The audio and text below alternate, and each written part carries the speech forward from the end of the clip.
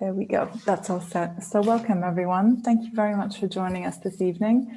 I'm joined here today by Gill Budgell, who you can see on screen as well. But before I hand over to Gill, I'm just going to run through a brief introduction of who Harder Education is and just some kind of basic housekeeping rules for this evening's webinar. So just to introduce myself, my name is Anna Russo. I'm the Caribbean Sales Manager for Harder Education. And as you may know, Harder Education is one of the leading publishers of educational resources, both internationally and in the UK. We publish resources for both primary and secondary, both in print and in digital format, and across pretty much all subjects. In the Caribbean specifically, we're very well known, and you might be familiar with some of our stalwarts, such as the New Junior English Revised, or the Student's Companion, or the Illustrated First Aid in English, as these have been around for quite some time. And on top of all of our publishing, we also offer students and teachers online webinars to make sure that everyone is equipped with the skills that they need to succeed. And since the start of the global COVID-19 pandemic, we've seen a growing need to support parents who have been obligated to homeschool their children due to school closures. And in many instances, parents don't have experience in homeschooling and are simultaneously juggling their own kind of professional responsibilities and are generally just feeling quite overwhelmed. And it's with that in mind that we created this webinar, and this webinar is designed to support anyone in this situation and to offer some guidance. So during the webinar, I please ask you to mute yourselves and keep your cameras off for the time being. If you do have any questions, please post them in the chat and we'll try and pick up on them as we go along. The webinar will be recorded, and everyone who attends will receive the recording of the webinar as well as the presentation slides. And additionally, all attendees will have access to 30-day free access to the resources that are touched on during this webinar. And to reclaim all of this, please email me directly at anna.russo@hardereducation.co.uk, and I'll mention that again at the end for anyone who hasn't caught that now. So without further ado, I'll hand over to Gill Budgell, who is the facilitator of today's webinar. Gill, over to you. Thank you very much, Anna, for that introduction. I'm not sure whether I can see as people are typing their questions, so if I can't, then I trust that participants will know that Anna will let me know, and I'll try to answer as many questions as I can as I go through. So welcome to all, and a particular thank you to you, as it's the end of the day, I assume, for most of you, and you probably are exhausted having been at work all day. I'm still admitting quite a few people, so that's always lovely. We are this evening going to take about 45 minutes to talk about supporting homeschooling, and I called it During the Pandemic and Beyond. So without further ado, let's click through. Oh, for some reason I can't click through. There we go. Okay, so as Anna said, my name is Gill Budgell, and I thought I should really start having welcomed you by saying that I'm actually welcoming you from the Caribbean. I was lucky enough to work here on the Welcome Pass, and so I came in November, and you can see from my beautiful sunny picture there on the right hand side of the screen that that's where I still am, although of course it's early evening here at the moment. So do type into the chat box where you are in the Caribbean. And I particularly wanted to start by saying, obviously, our thoughts and prayers are with those in St. Vincent, because they are having, as you all know, a terrible time. And although Barbados did also suffer with ash fallout quite badly in the last couple of weeks, nowhere near as badly as those in St. Vincent. So I just wanted to send our heartfelt best wishes to those colleagues there, friends and colleagues. So I'm a British qualified teacher. I train to teach 3 to 7-year-olds. I thought you'd like to know how it is that I'm coming to talk to you about homeschooling. I am a primary ESL ELT teacher, so I have worked both in the UK and internationally talking about language development. And so then I ended up going into educational publishing because I couldn't really find the resources I wanted, and I thought I could make a huge difference, and hopefully I've made a small difference over the years. So I've now worked in educational publishing and done quite a lot of writing for a very long time. I'm still admitting people, which is great. Welcome everybody if you're just popping in now. I can see messages, so that's fantastic. Some people from St. Lucia, great. I can see the messages, that's really good. Welcome all as you're just coming in. Anyone who's just joining, I'm just introducing myself and talking about my own experience and what I would like to share with you this evening. I'm also back in the UK, I'm a school governor. We have a governor system in the UK. And I'm a governor for a primary school, and I'm a trustee for a multi-academy trust, which is a secondary school and 2 primary schools within a same group. So that's another perspective. So I'm obviously, while I'm here in the Caribbean, for those of you still joining, I'm based here in Barbados at the moment. I'm still doing my governor and trustee work via Zoom. So there's no escape. Just like teachers here have had no escape, there's no escape for governors and trustees either. I'm also a parent, although my children are adults and working now, and one of my children is in fact a teacher back in the UK. So that's another perspective, because it helps, doesn't it? And although I haven't been a parent during the pandemic, I'm very aware of the pressures that various incidents throughout the school year bring. So in summary, I specialise in early years and primary. I have done some work in secondary, but really it's about early years and primary, and particularly English language development, including phonics. I know phonics isn't a huge thing at the moment in the Caribbean necessarily, but it's becoming so around the world. So we will touch on that. And I've worked in international and UK markets. Okay. So what will we cover in this 45 minutes? I'm very mindful that people might be tired, so I do hope you're there with some refreshments. We're going to look at what's happening around the world. I thought it would be really helpful. I know most of you are coming from the Caribbean islands, but oh, got some feedback there. If I could just remind everyone to mute as they come on, that would be really helpful. Thank you, just in case we have any conversations. So we're going to look at what's happening around the world, and we're going to think about what's working best, because already there is evidence from around the world about what we're learning. We're all learning because we've not been in this situation before, and I think it's quite useful to pause and think, well, what is it that we're doing well, and what do we already know isn't so effective? Then I thought we'd look at how best to support your child. There's quite a few of you in the room now, so you might just jot down ages of your children or any thoughts. As the chats come up, I will try and keep an eye on the chat box and try and interact with you a little bit, because it's much nicer than me sitting here on my own.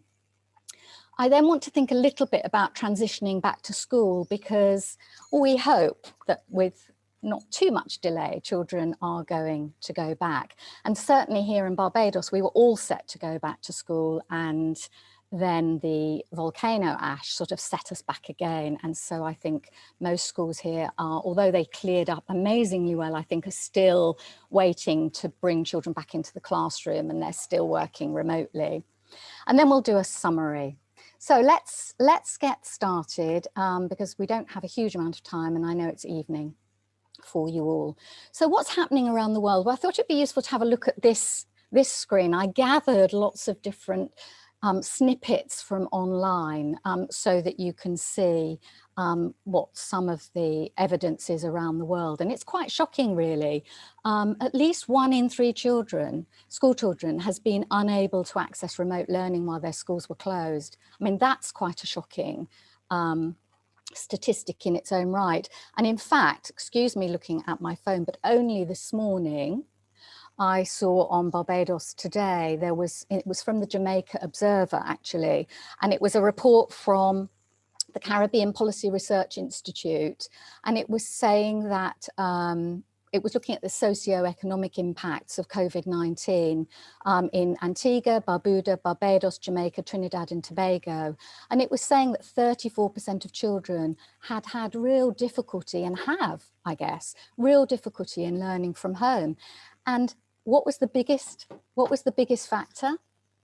It isn't rocket science, it was focus.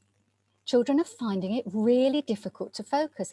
And I think we sympathise with that. If we've been working from home, we've also probably had trouble focusing. So, you know, we're getting lots of information like that.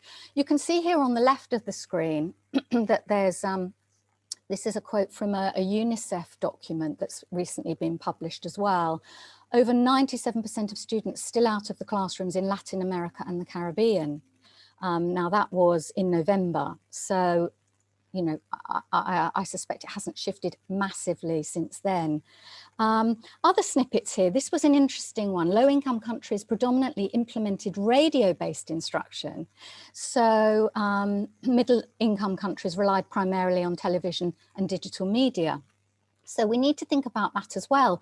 It isn't all about remote or online learning. You know, there definitely needs to be a balance. And radio-based instruction is actually really powerful for listening and speaking. So there are lots of different types of technology that I think we need to be relying on and accessing, and have been for sure.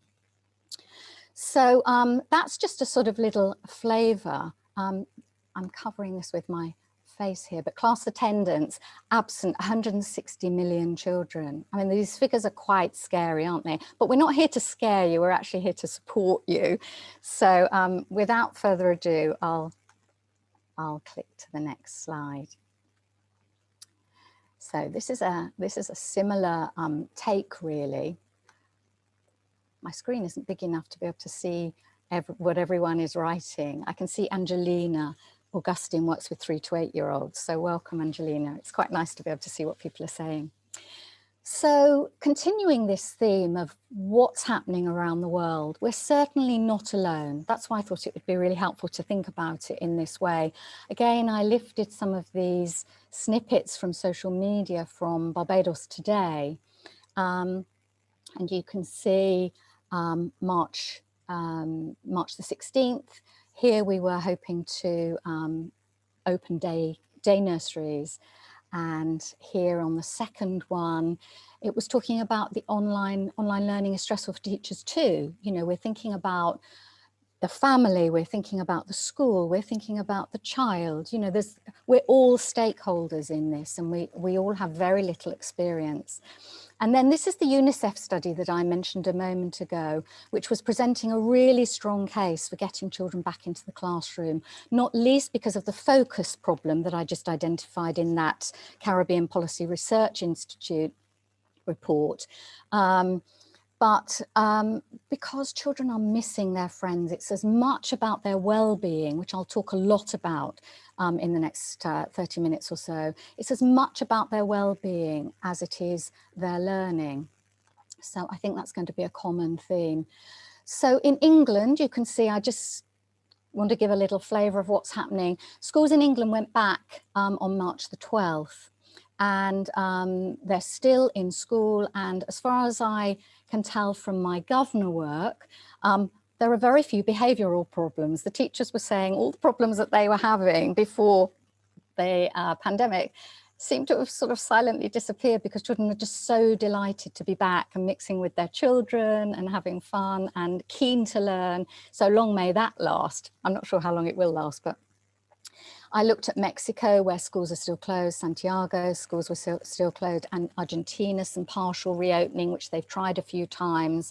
And then again, we've got this mixed picture here amongst our Caribbean islands. And as I said, not least because of La Soufriere and the impact that that's caused around as well. So let me know where you are, where, you know, I can see St. Lucia and quite a few from St. Lucia actually. Just let me know what's happening there with your schools as well. That would be really interesting to keep an eye on as we're chatting. You can see on this slide, I've actually put the reference there for a UNESCO report that you might be interested in following up on.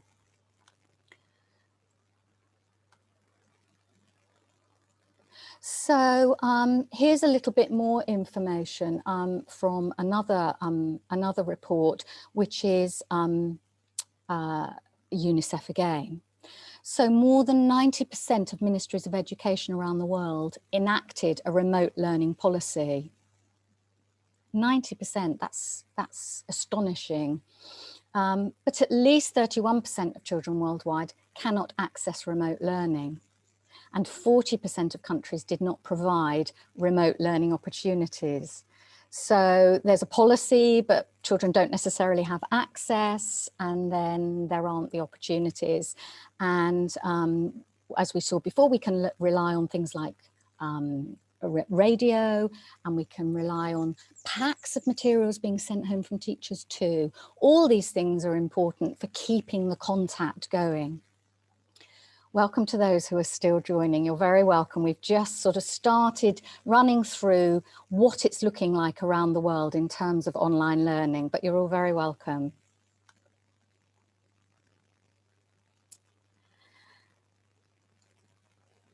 Lovely. I've just got a really nice picture here of lots of people waving, so that's very nice. Oh, sorry, I've gone on too quickly. I was too excited to see your faces. So continuing this theme about what's working best, we've looked at what's happening around the world, and now we're going to think about what's working best. And there are again various reports that are supporting us. Now, the UK government did this particular report, and I liked it because there are some really practical findings. The ones we've mentioned a moment ago are really sort of talking about government policy and so on. But this report talked about top tips for teachers, but also for us as parents if we're working from home. So it said things like keeping it mixed is really important. Remote education doesn't have to be digital, which is what I've just said really about the print resources and radio resources too. So keeping it mixed is really important. Remote education is not an end in itself. You know, it's really just helping us to get somewhere. Remember that live lessons aren't always the best. I think a lot of teachers, I don't know if many of you are teachers as well as parents, but a lot of teachers, I think, were feeling very stressed about needing to deliver a lesson live. And that's fine if you've got the technology or you're very experienced, but that can also be quite challenging. So again, mix it up. Keep it simple and chunked. Again, it's much better if you're talking to children online, even if you're just setting up an activity, if it's simple and short, because this issue about focus is really very challenging. Keep it focused on the basics. We can't do everything online. We can't be on a Zoom call and be talking about, I don't know, you know, science in some practical science activity. We really need to keep it quite focused. Let's do a little bit really well and make sure that we bring the children with us and keep our children with us if we're parents. As ever, good teaching, whether we're parents or teachers, is about keeping the feedback going, keeping practice going, and doing little assessments. Now, we're not going to do assessments as parents, but we can ask questions, and that's assessment too. What did you understand? What did you remember? What did you like best? What do you think you could do better? These kind of informal ways of assessing are really very important. Keeping quality of teaching as key. It's again better to do a little bit really, really well than to try and do too much in a rush and poorly and lose the children. We really want to keep them with us. And engaging the children, but not assuming that this is the same as learning.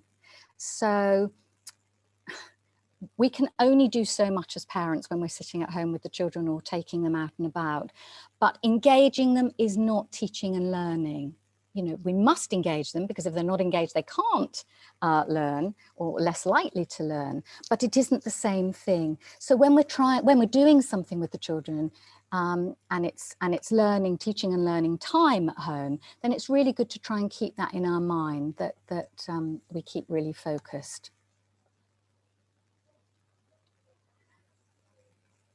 Do please put your questions in. I'm just picking up here, Wendy Griffith. Some of our challenges here include the type of devices being used here to access remote learning. Cell phones are not the best way to engage. Yeah, exactly. You have to work with the tools you've got. We can do no better than that. And that's why I say it isn't all about digital. In some cases, in the UK, I know that many teachers have been sending home print packs because not all families have access to the digital resources. Now, I must also keep an eye on the time because it's now 6:30.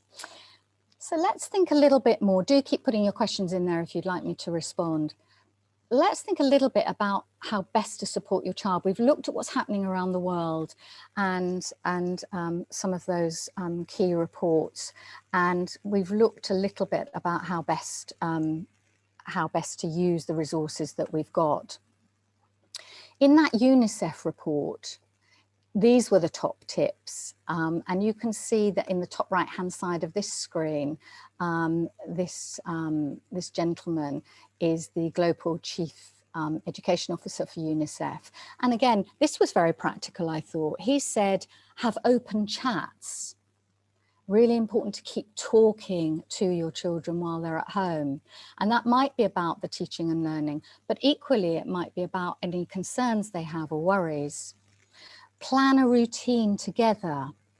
The children have been off school for a long time now, many of them, and having a routine, particularly in the beginning, would have been very supportive for them. If you haven't done that and they're still struggling, then that's definitely a good idea. They need to know where they are and what's happening each day, and having a simple routine can be really supportive. Stay in touch. I've given that the biggest star in the middle. Stay in touch with school if at all possible. You know, if teachers were still working online to support you or were still in school, then making contact is the best possible way. If not, then just trying to follow up with what you know would normally have been happening. But the best thing is to stay in touch and take your time. I think we've just mentioned that, haven't we? Don't rush at things, take your time. Nobody is checking up on you. Every teacher in the land will just be so grateful that you're doing whatever you're doing, even if it's only talking to your child and visiting a few nice places as and when you can get out. And this is an important one on the left here. If children are able to work online, protect them, make sure that you have safety procedures in place or that you're sitting with them. Don't just let them loose on the internet, because we still need to think about safeguarding through this time.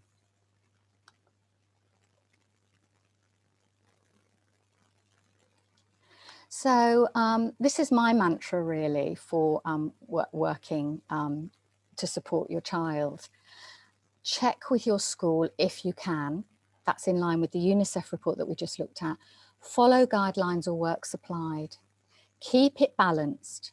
Balanced in terms of subjects, but also balanced in terms of active learning and sitting at the screen or sitting with pen and paper. And keep a check on the learning. Even if you haven't got assessments and you're not quite sure, keep a little diary of what you've been doing with your child, so that when the children do go back, they actually can share that with their teacher, or you can on their behalf. And keep talking with your child is probably one of the most important things. This Hungry Little Minds is something that I've come across in the UK, but there's the web link there. It was a government initiative, and they're all free apps and websites that are particularly good for early years children. So do have a look at that website and see if there's anything on there that will perhaps refresh your learning at home, because obviously we're probably all getting quite tired with some of the things we've been doing. And again, getting too fixed with what we're doing on a weekly basis is probably not a great idea. So yeah, do have a look at that. You can see it's getting dark here and I'm probably disappearing into the night. So I wanted to just go through some of the key areas. I said keep it focused on the key areas. So what are those and what do we mean? Let's have a look at some pictures rather than talking about some reports. Keeping it active. Children, certainly early years children and primary children, need to be up and about and active in their learning. So go to the beach. That's about keeping it balanced. Try and play some games at home. Here's some really nice ideas in the middle here where if children are learning their letters and sound, you can put the letters on the floor and you could call out the different letters and the children could run to them. You could hide some high frequency or tricky words. If they're stumbling on some of those, you could hide them in a sand tray in the garden or on the beach, and they could go with a little telescope and play treasure hunts and see if they can find those words. You can run, you can chalk words on the ground and ask children to, you can call out the word cat or dog, or you could even use your phonics to say cat. And if they can hear the word cat, they can then run to the word cat. Keep it active and keep them vibrant, and then they'll really enjoy their learning. On the far left, I've got this 5-Minute Move website that I found. And this is to intersperse with your teaching and learning. If you're sitting at home for 20 minutes or so, have a click on something like this and encourage the children to get up and do some exercises. And you can join in with them because it's probably good for you too. And on the far right here, you can see there's a twig. And I thought this was a new idea to me, but I thought it was really quite attractive that you could just go for a walk. And every little thing that catches your child's attention, you could pick up and you can attach it to this twig or stick that you found. And when you come back, you can talk about your it's sort of a little record of your learning journey that you've done as you've walked around. So you could share that together and then they can share it with grandparents or with dad or whoever. So I thought that was a really nice idea so when you think you're just going to the beach or you're just going for a walk, it can actually still be a really valuable learning experience. What about reading? Obviously, that's a key area that we want to keep going with our children. Now, I'm going to, in the next couple of slides, share some examples of high quality resources from Hodder and Rising Stars. And I don't want you to think that that's because I'm plugging these materials. There are so many lovely resources around, and of course you can choose and you will want to use those resources that your school is promoting and using. But I recently came across an instance here in the Caribbean actually where an educational psychologist was online and she was sharing some information about supporting parents with letter formation for quite young children. And I thought, oh, that looks interesting. And when I looked at what she was doing, it was actually incorrect.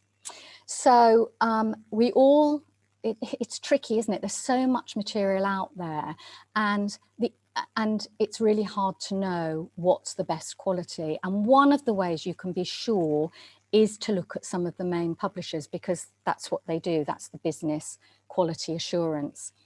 And so that's why I'm sharing these resources with you, not because they're the only ones by any means, but they are quality assured and it will give you confidence that what you're doing is A, in line with what your school wants you to be doing, and B, really high quality resources, very important. So here we've got Reading Planet online. So whichever reading resource you're looking to use, it's really exciting if you can find something that's online, particularly obviously while the children are at home. You may not have many books at home, or you may normally have books, but you can't get hold of them at the moment. There's all sorts of restrictions. But if there's an online library like this, then you can go on and you can see here they're really, in fact, this is one of mine within the program, Wibble Wobble, which is for very young children. And it's just to have some fun playing with the language. And there's also little teacher's notes, which you can use as a parent to support you with the child. And you can also just have some fun, read aloud with your child. Here's one at the bottom is a little bit for older children, the game changers, music makers. And in these kind of resources, you always at the front and the back of the book, even if it's on the screen, you get some support, you get some guidance as to what to say to your child or what to pick out and discuss. Sorry, I've lost my chat box. So someone is actually, I probably should keep going, but Wendy's picked up a really good point about single parent households, and it's how tough it is for those people to really hold down their job and then support the children as well. I think all of these things, having the best resources and talking to the schools is the best possible support for those parents as well. This is for all parents. You know, everyone is stressing at the moment to try and do the best they possibly can. I've put another screen up of this Keep Reading, because this is a phonics strand within the same reading program, Reading Planet Online.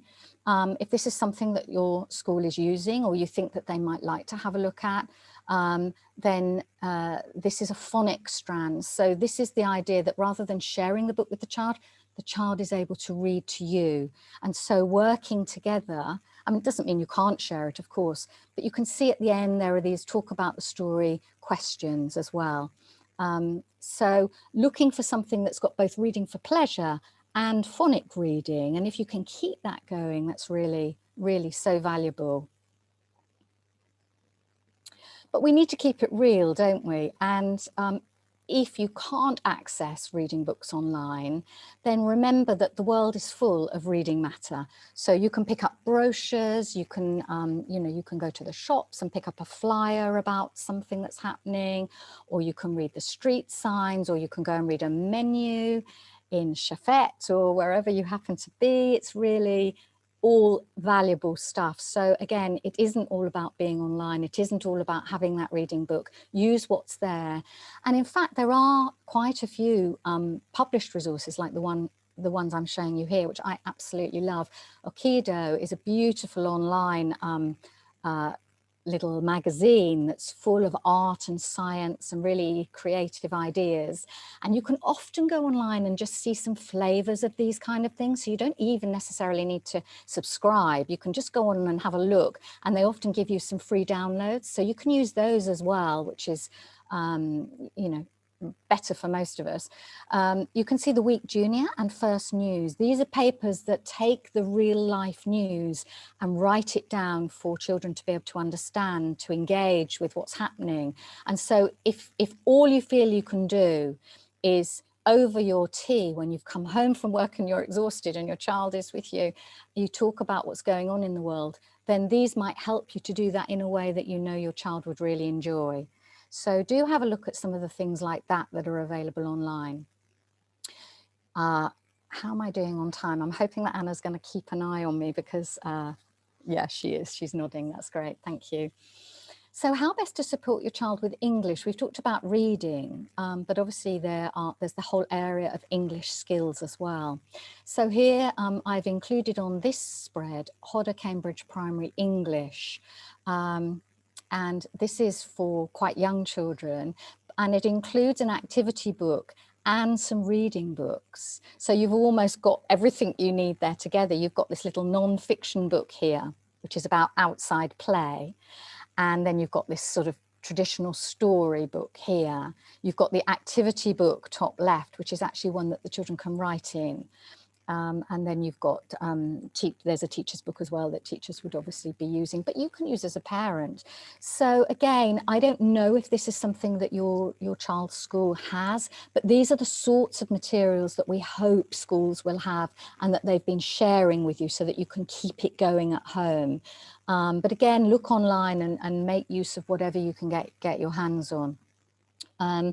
There's also, for slightly older children, there are these types of books that are more about skills materials. So first aid in spelling is here bottom right. And these are quite traditional materials, but if you're sat chatting with your child, or they're sat chatting with another family member, they can still be fun, and you can still stop after 20 minutes and go and do one of those activities outside, or run around, or go on a learning walk. You can intersperse it. So keeping those spelling and grammar type activities going is really important. So same for maths, really. This is another one of those core areas that we want to keep going if we can. And we can chant our times tables as we're going on our learning walk. We can play some of those games that I showed you earlier, where you're putting things on the floor and asking the children to run to them. They could go and pick up two numbers and quickly add them together. And again, sort of keeping them moving, I think is really key. The program on the left here is the equivalent of the English one I've just shown you, where there's this sort of workbook that the children can write in, like an activity book.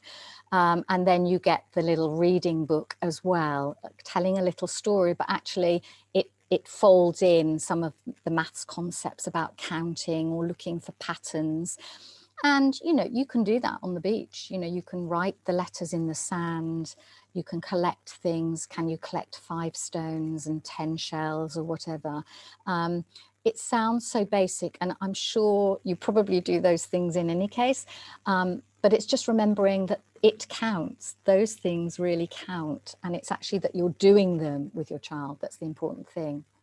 I found this top right image, Maths in the Real World, and I thought that was quite fun. Somebody has already said that actually it's not always that easy to use mobile phones, but again, if you go online and if you have got that and you want to use it with your child, then there are some really quite fun Maths in the Real World type challenges that you can find.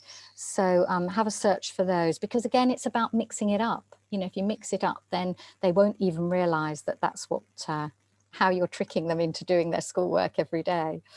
And then again, bottom right, you can see I've included some more traditional skills-based material, really important, and something that sometimes as parents we feel more comfortable doing, because we understand, if you look on that little revision test there on addition and subtraction, we kind of know where we are when we look at something like that, whereas with some other things that are going on in school, we might not feel quite so confident. So even if you just do first aid in mathematics, which is again, that's a Hodder publication. It's been available for a very long time. It's really tried and tested, and you can trust it. So again, don't be afraid to use some of the things that are tried and tested and a little bit older.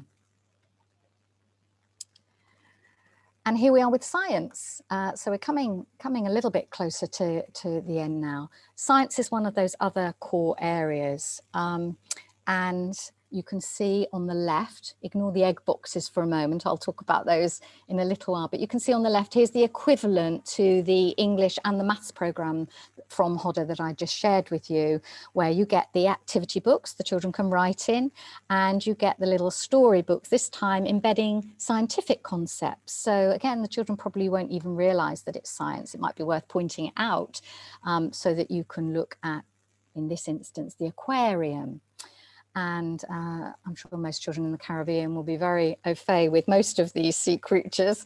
They'll probably be more expert than the author of this book. But it's really lovely to share a little storybook with them before they then go into the activity book.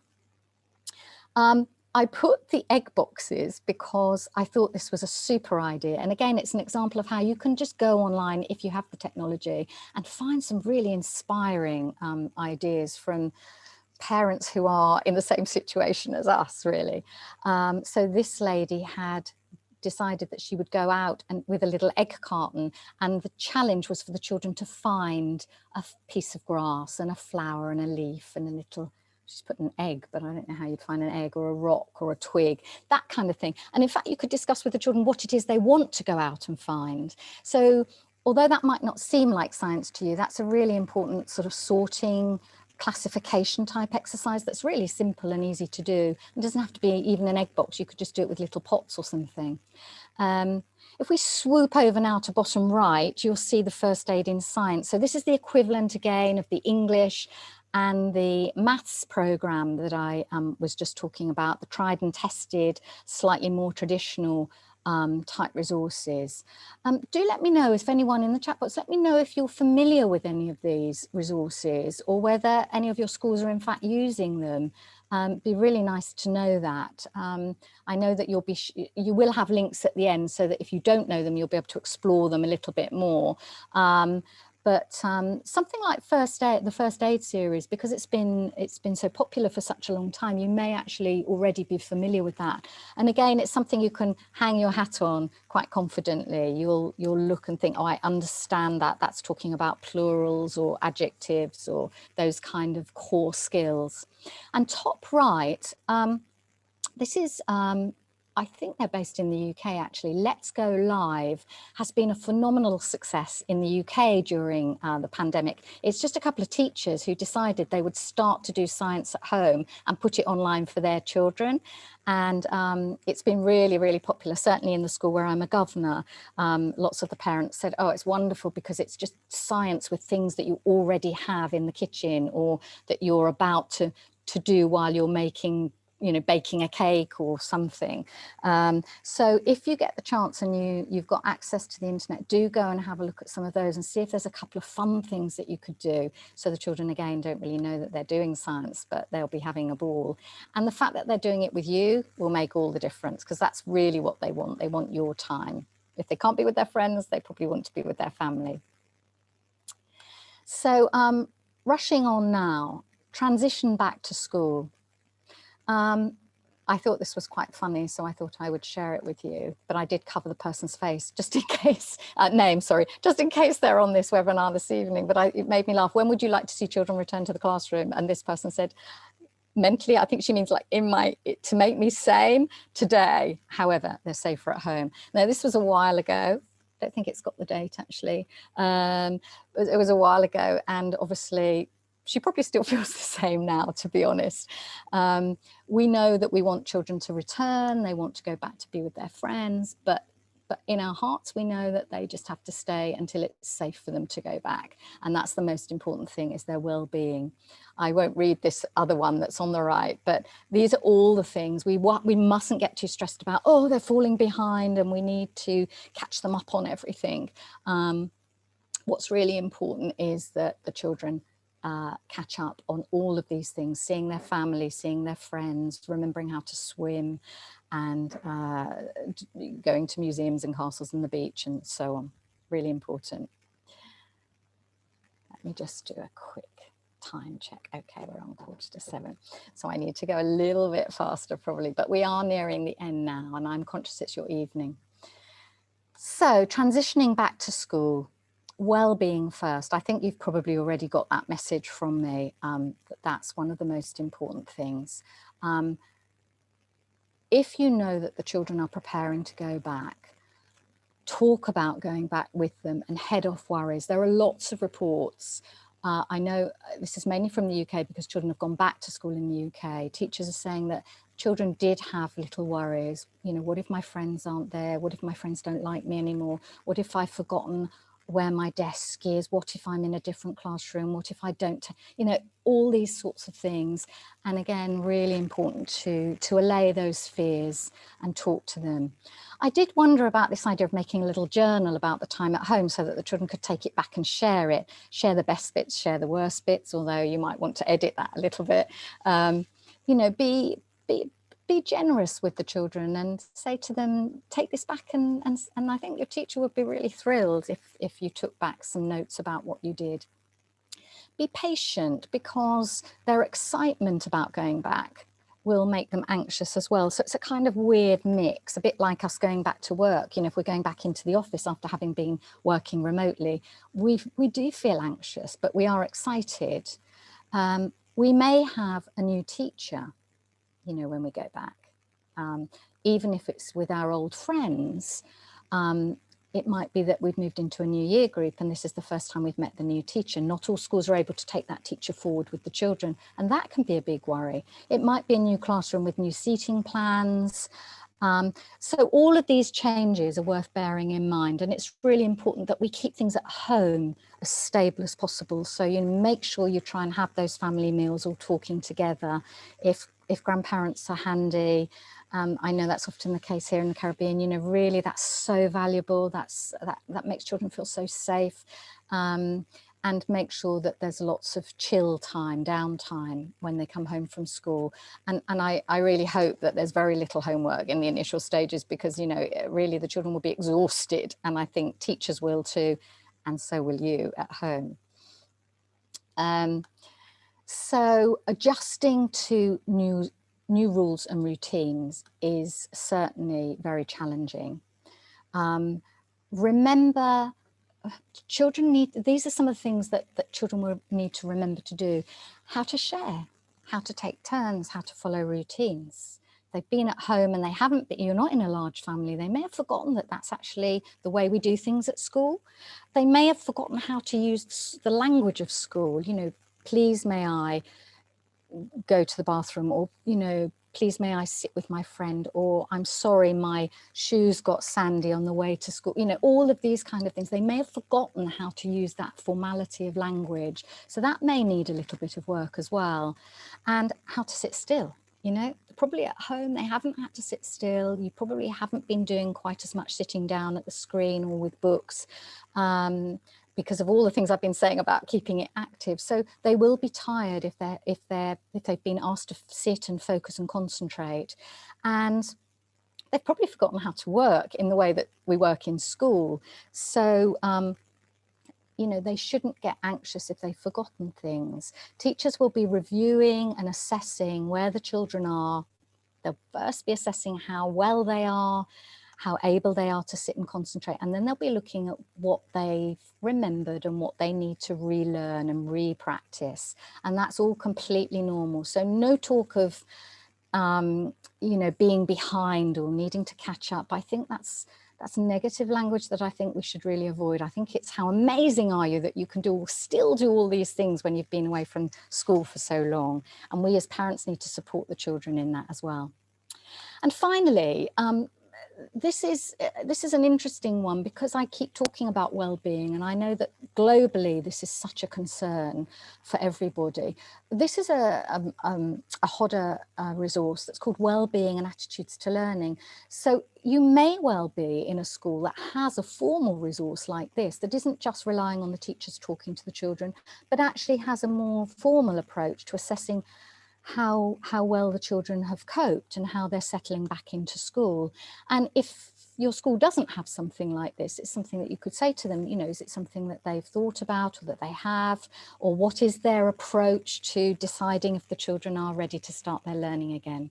So that can be quite an interesting way in too. So I don't know if we've got very much time for questions, because I've chatted as ever too much, but what did we cover? Well, we looked at what's happening around the world and the sort of things that we know are working best. And basically it's short and it's mixed and it's active and it's fun and it's talk. And then we looked at some of the key areas of the curriculum and how best to support your child, with some examples from Hodder, but also some examples of digging around online or using the resources that you've got around you in everyday life. And then some of the worries around transitioning back to school and supporting your child in that and not putting too much pressure on too soon. Well, never actually, but you know, certainly taking it steady.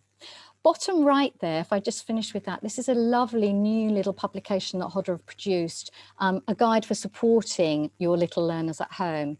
And I believe that's available. I'm sure Anna will confirm that in a moment, but I believe that's available to you. So do take a look at that, because that would offer some more sort of top tips for supporting your child. Okay, I'm going to stop now, but I just wanted to thank you all so much for taking the time to join me this evening. I really appreciate it. And I'll hand over to Anna in case there are questions that have arisen and we've got time. I'm not sure if we have. Thanks very much, Jill. That was absolutely fantastic. Really, really interesting. And I loved all the little tips, like what you were saying about the egg carton and stuff. Just really, really creative and interesting ways to get your child more engaged and everything. So yeah, really, really, thank you very much. I've just run through the chat and I don't think there were any additional questions other than the one that you picked up on. But if anyone does have any questions, please do post them. I'm also just in the process of typing my email address and posting it into the chat. So please do email me for access to the recording, access to the slides, and most importantly, 30-day free access to the resources that Jill talked about. But I think if that is all, unless anyone else has any questions. I'm really conscious that I didn't really address Wendy's question, because it's a really serious question, and single parents have obviously got it even harder than most others. And she's also said this point about 3 children spanning multiple age groups, which is even more difficult. I mean, there are no, there are no magic wands here. I mean, a great way to involve all of them is obviously to get the older children to hear the younger children read, or to supervise an activity, and then make sure that whilst the younger children are doing something that's doesn't need your time, I mean, it sounds so obvious, but maybe some colouring in, or even watching a bit of TV at some point, then you can make up for the fact that the older child has supported the younger child, and you can support the older child. So it really is, you've used the word yourself, Wendy, it is really a juggling act. And I think having different types of activity, so that you can actually you can do activities together, but you can also do activities where you're giving each child a little tiny bit of time, is really valuable. And using everyday times as well, like meal times, to really talk about what they've been doing. I mean, don't underestimate the power of that as well. Hope that helps a little tiny bit. Thanks, Jill. Does anyone else have any other questions? Please feel free to unmute yourselves if you like, or if you prefer, post it in the chat. If not, you're also welcome to email me with questions, and I can try and answer them as best I can. But other than that, I'd just like to take this opportunity to thank you all for joining us. I know, as Jill said, it's late, and we really appreciate your time. And thank you again to Jill. That was absolutely fantastic and really, really helpful. You're very welcome. Thank you.